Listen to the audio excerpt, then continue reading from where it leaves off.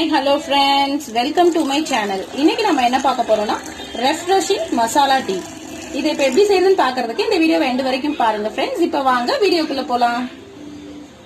இப்போ ஒரு 3 கிளாஸ் டீக்கு என்ன அளவுன்னு நான் சொல்றேன். ஒரு 5ல இருந்து 6 கிராம்பு, பட்டை ஒரு 2 சின்ன துண்டு எடுத்திருக்கேன்.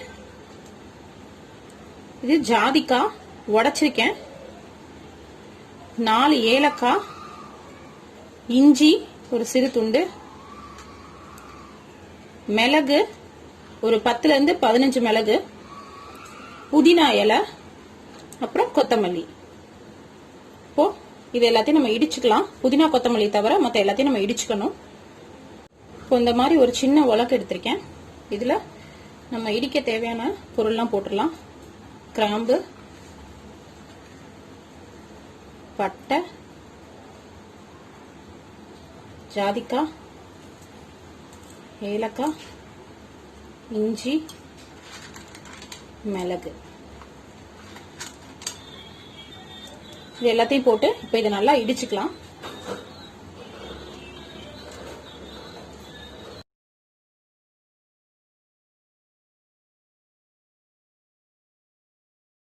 இப்போ நான் ஒரு பாத்திரத்துல ஒரு கிளாஸ் அளவுக்கு தண்ணி ஊத்தி நல்லா கொதிக்க வச்சிருக்கேன்.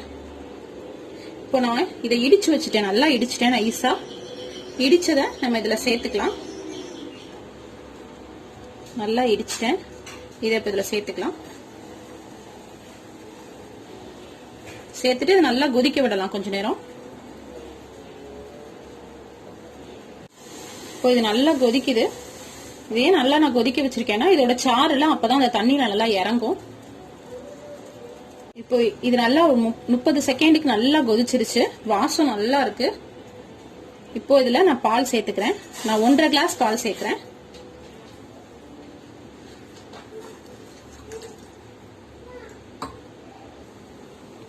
பால் சேர்த்துட்டேன். இதுல டீ தூள் நான் ஆட் பண்ணிக்க போறேன்.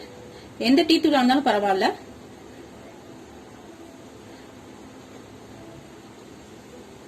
நான் இந்த சின்ன ஸ்பூன்ல 3 ஸ்பூன் ஆட் பண்ணிருக்கேன். அதிலே புதினாவும் சேர்த்துக்கிறேன், கொஞ்சம் கொத்தமல்லி. இப்போ இது நல்லா பொங்கி வந்துருச்சு. இதை நான் குறைச்சு வச்சுட்டேன். இது ஒரு 2 நிமிஷம் கொதிக்க விட போறேன். இதுல நான் ஜீனி சேர்த்து கொதிக்க விட போறேன்.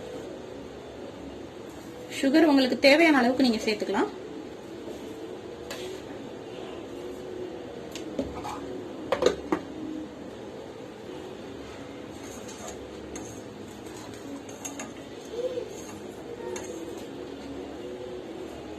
இப்போ இது நல்லா ஒரு 2 நிமிஷம் கொதிக்க விட்டேன். நல்லா கொதிச்சிருச்சு. இதை இப்ப எடுத்துட்டு வடிகட்டிக்கலாம்.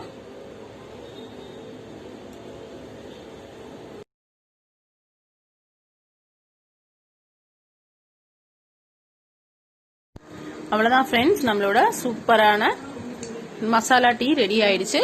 இது நம்ம கோல்டுக்கு, தொண்டை கரகரப்பு இருந்துச்சுனாவோ, இருமல் இருந்துச்சுனாவோ இது ரொம்ப நல்லா ரிலீஃப் கொடுக்கும். காலைல எந்திரிச்சு ரொம்ப உங்களுக்கு சோர்வா இருந்துச்சு அப்படின்னா நீங்க இந்த டீ குடிக்கும் போது நல்ல ஒரு ரெஃப்ரெஷிங்கா இருக்கும். அதே மாதிரி இப்போ நீங்க இஞ்சிக்கு பதிலா அதுல சுக்கு கூட சேர்த்துக்கலாம். மிளகு அதிகமா இருக்குன்னு நினைச்சீங்கன்னா நீங்க கம்மி பண்ணிக்கலாம். ஏன்னா அது கொஞ்சம் காரமா இருக்கும். கோல்டு இருக்கவங்களுக்கு அது ஒன்றும் தெரியாது. பட் நார்மலா நீங்க குடிக்கும் போது மிளகா கொஞ்சம் கம்மி பண்ணி போட்டுக்கோங்க. சோ நீங்களும் இதை ட்ரை பண்ணி பாருங்க ஃப்ரெண்ட்ஸ். வீட்ல எனக்கு எப்படி வந்துச்சுன்னு கமெண்ட்ல சொல்லுங்க. உங்களுக்கு இந்த வீடியோ பிடிச்சிருச்சுன்னா லைக் பண்ணுங்க, ஷேர் பண்ணுங்க, சப்ஸ்கிரைப் பண்ணுங்க. Thank you friends.